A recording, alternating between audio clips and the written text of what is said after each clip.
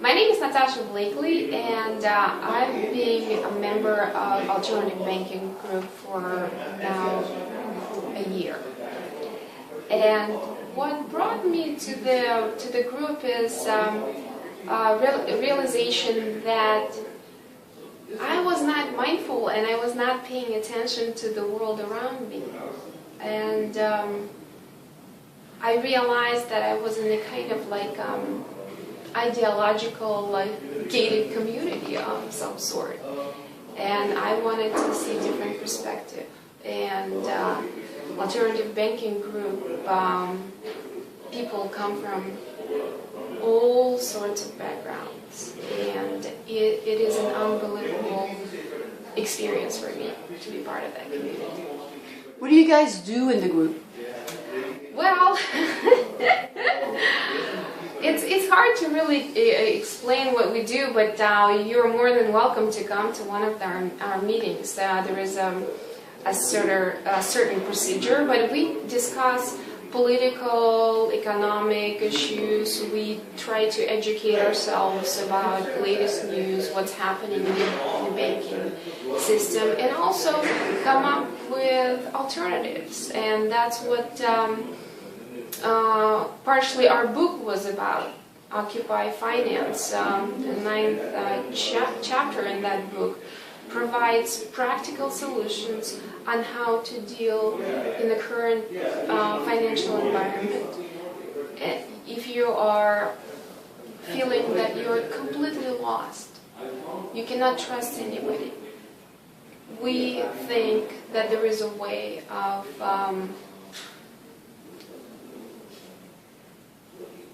I guess, realizing, you realize that humans have a great potential, and we can just start co-ops, for example. We can look around and see if our neighbors are in need, or if our elderly who are living just down the block might need some help. And you just, this way, you start realizing that people are the most important, I guess, resources. And I might not explain myself clearly, but the question was, I lost it. No, I think you answered it. Like, what do you guys do? And you discuss things, you learn from another, and you try to find solutions. You have to educate yourself, and then you find solutions. Right, we try to find solutions, yeah. Right. So, we've come to the end of the book after this whole series of interviews, and you're doing the last two chapters, and they basically deal, actually, with those alternatives and what to do next. And the ninth chapter starts with this great story, what happened in Brazil. Can you explain the story? Yes, sure. So picture this tiny, not so tiny, but a town. And it was a really poor town. The streets were not paved. There were rats everywhere. And the families barely were getting by, and the local government didn't know what to do, but they saw the rats running around everywhere, and the people started getting sick. So what the local organizers decided to do is to bring garbage cans, and they taught the kids who were just running around on the streets, not going to school, how to sort trash. And for sorting trash, the kids were promised tokens, and those tokens could be used to ride the local buses. And so the kids slowly started collecting the garbage, and in exchange using the tokens. And with those tokens, they could ride buses into a bigger city. And and find jobs or other opportunities. And that started a positive cycle in a way that more and more people started seeing the value in collecting the trash. Slowly, the local vendors started accepting the tokens as well. And the parents got more and more involved, and adults started using tokens to take buses to different places to find, well, better paying jobs or jobs, period. And that kick-started a cycle of rebuilding the city. And it happened more than 25 years ago. And the city is actually Curitiba, and it is located in the southeastern province of Brazil. And now it's considered one of the top-ranked cities when it comes to quality of life, because now they have more environmentally sustainable communities, because they pay attention to recycling, to the resources, natural resources, and also it's just interesting how tiny little thing that just tokens started creating this, I don't know, I always picture it as like a flower, and that flower turns into a sun, and the sun just radiates it. And I'm sure there probably were some unforeseen negative effects, but overall, it is clear that the community benefited from that. And that is an example of how we can just see outside of the box in a way, to use that cliche and trite term. But yes, I think we should believe in ourselves, and I know it is really hard work. It really is, but it is possible to just look around and say, like, I don't like it. I'm not gonna take the status quo. I'm gonna change the rules. Yeah, it is amazing because in essence they create a whole new currency, right? That's really what they did. Do you know if those tokens are still around? Are they still using them? I don't know for a fact, but when it comes to alternative, or some people use complementary currencies, they are all over the world. They are in Switzerland, and we don't know, we don't hear about them because the mass media doesn't. I guess people who are in mass media don't think it's important. But yes, alternative currencies are all over the world, and it's possible to create it within a small community. For example, in Madison, Wisconsin, a group of mothers created their currency, and they used popsicle sticks to measure how many hours each other owes for babysitting. For example, you have a kid, I have a kid, but you have to, run errands or go to an appointment. And you just ask me, could you please watch little Bobby for a couple of hours? And I watch Bobby, and you give me 2 sticks. I don't remember specifically how they run their currency, but they use popsicle sticks. It's really interesting, and you can go online and or can go and read our book, and there's a link to their website, and they have a list of things how you in your community can start a group like this, and you can start your own currency. What is really money? money is essentially trust. If I trust you, and we're gonna just use that stick to just remember that I watched your little Bobby, so when it comes to me running my errands, I can just ask you. It's like, oh, how many hours? Oh, just 2. Yeah. It's amazing.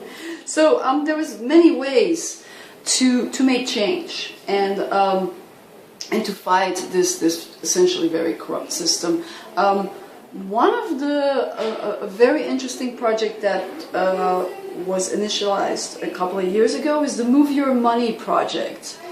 Can you talk a little bit about that? Sure.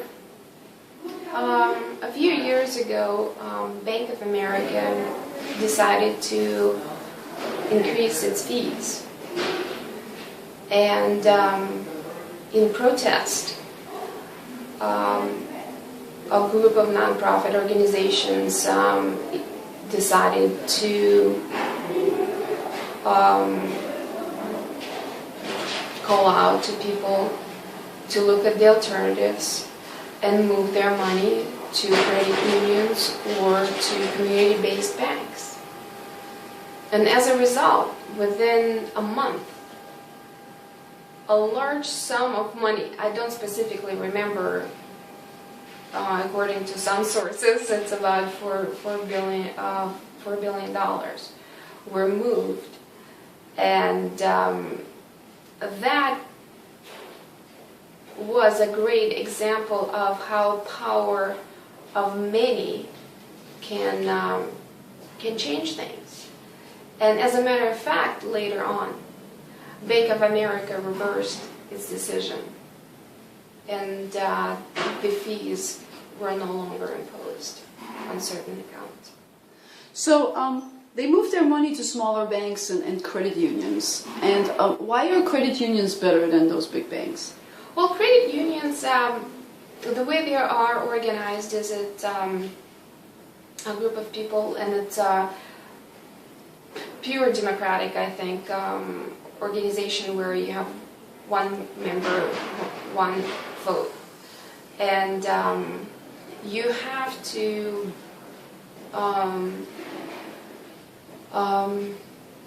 be a member of a certain group. So there are credit unions that are organized by actors. There are credit unions that are organized, I think, by military as well. So you have to qualify for certain credit unions, but there are a number of unions that are open to public, and anybody can apply for them. And there's a list of credit unions on our website under resources. Our website is altbanking.net. And also in our book, Occupy Finance, you'll find quite a bit of information about credit unions. Okay, great. There's also something in the chapter that was interesting to me. I didn't know about it. The social peer-to-peer lending. What is that? Well, essentially, it's internet-based marketplace, I would say, where you come and you say, well, I would like to borrow X amount of money. And hopefully there is another person on the other side saying, well, I can lend you X amount of money for this this amount of, or that percentage a month. And then you negotiate the terms, and the companies who run those marketplaces, they provide the legal documents that both parties sign. That's essentially a simplified way of explaining what peer-to-peer network is. And then peer-to-peer lending, I'm sorry, yeah. And then there's another way. The way people seem to organize around money is the Rotating Savings and Credit Association. What is that? Oh, those are really old, it turns out, organizations. It's so interesting in doing research for this particular chapter. I was amazed how wise our ancestors were, and how old those organizations or form of organizations are 100, 150 years old. And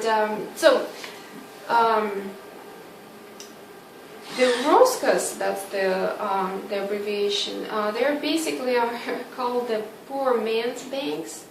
It's when a group of people get together and they pay membership fees. And say we have 10 members allocating, well, paying $10 a month as a membership fee.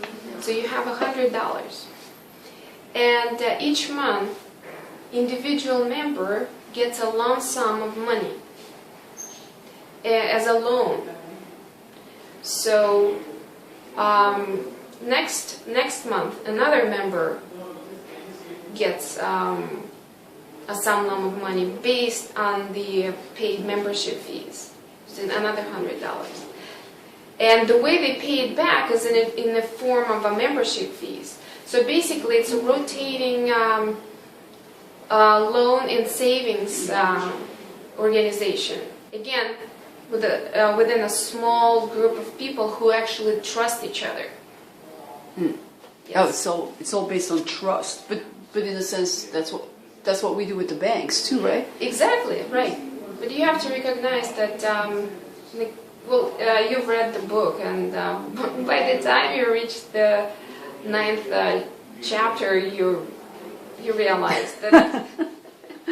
Yeah, there's not much trust anymore. Yeah, still quite a bit, but it's all. I think we just need to realize that there are other alternatives. We don't have to just rely on them. Another thing that I thought was interesting was the consumer and business tech application, and that is a form of mobile banking, and that is very much widely used in Africa. Right. You probably have heard about M-Pesa. It's a Kenyan, I guess, bank where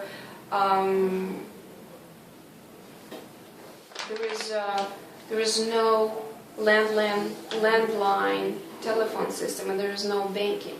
So when there is a huge vacuum, something always emerges. And one of these things is the way people in Kenya start paying each other, and they start paying each other with first with minutes on their cell phones, and then